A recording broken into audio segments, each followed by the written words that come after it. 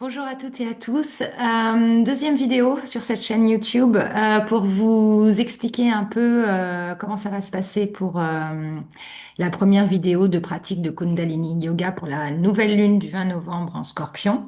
Donc ce sera pas un live comme certaines personnes m'ont demandé parce que je suis pas comme je commence, je sais pas au niveau du son et tout ça comment ça va se passer parce que le Kundalini Yoga c'est un yoga qui se pratique en musique. Donc, il faut que je vois comment le son et la vidéo répondent. Donc, j'ai besoin de faire des tests, savoir s'il faut que je m'équipe de façon un peu plus professionnelle au niveau du son. La deuxième chose, pour les personnes qui n'ont jamais fait de Kundalini, j'ai vraiment prévu un Kriya où il n'y a pas beaucoup de postures. Enfin, il y a des postures, mais elles ne sont pas difficiles. Et c'est un kriya qui va venir nous faire, nous stimuler la créativité, puisque comme je vous avais dit, pour moi, le scorpion est relié au deuxième chakra, qui est le chakra de la sexualité et de la créativité. Donc voilà, on va venir travailler ce centre énergétique. La seule chose un peu difficile qu'on va faire pour ceux qui n'ont jamais fait de Kundalini, c'est la respiration du feu. Donc, vous pouvez aller vous renseigner sur comment faire la respiration du feu. Et sinon, pour vous expliquer rapidement, c'est une respiration par le nez, où l'inspire et l'expire sont égales. Et on vient en même temps qu'on expire, on vient activer le nombril, c'est-à-dire on rapproche le nombril de la colonne vertébrale comme on fait un mouvement de pompe en fait avec le nombril sur l'inspire et l'expire. Donc on vient stimuler le feu intérieur au niveau du nabi et pour stimuler le prana ou le chi. Peut-être vous connaissez mieux cette énergie. Donc là où ce centre, parce que le deuxième chakra, c'est vraiment lié au centre de l'énergie vitale en fait, euh, ce chi.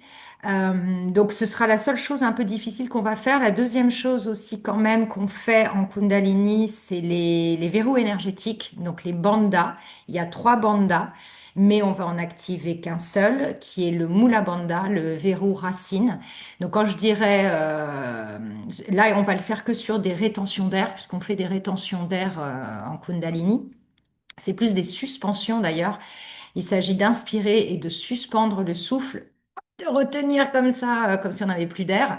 L'idée, c'est quand même d'être assez décontracté, sauf au niveau du bandha racine, où on vient serrer le périnée, essayer de remonter tous les organes génitaux, donc tout le plancher pelvien, et on vient plaquer le nombril contre la colonne vertébrale.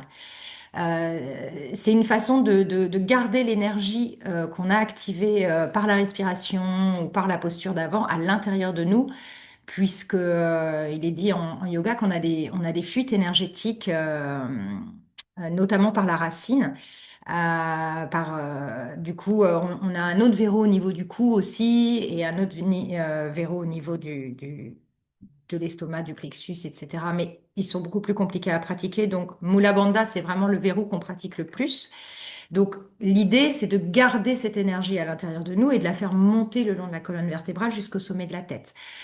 Donc voilà, quand je dirais Mula Bandha, c'est ça, je réexpliquerai, il faut suspendre le souffle et serrer tout le plancher pelvien, serrer le nombril pour venir renforcer en fait cette zone. On vient toujours essayer de renforcer l'ancrage, le triangle inférieur, pour être bien stable, bien vertical dans sa vie et permettre à l'énergie qui est située dans la Kundalini, qui est logée dans le bas de la colonne vertébrale, de se réveiller et de monter jusqu'au sommet de la tête.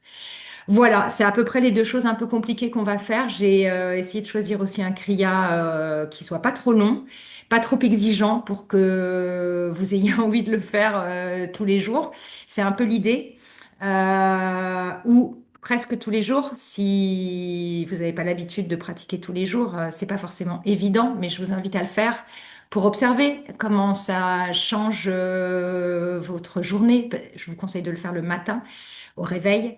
Vous pouvez vous faire une boisson chaude quand même et je vous conseille de ne pas manger et de manger après la pratique.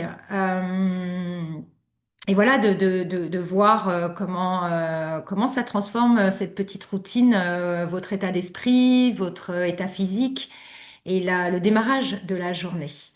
Voilà, ben, je vous dis au 20 novembre pour le post de cette première grande vidéo. Bonne journée.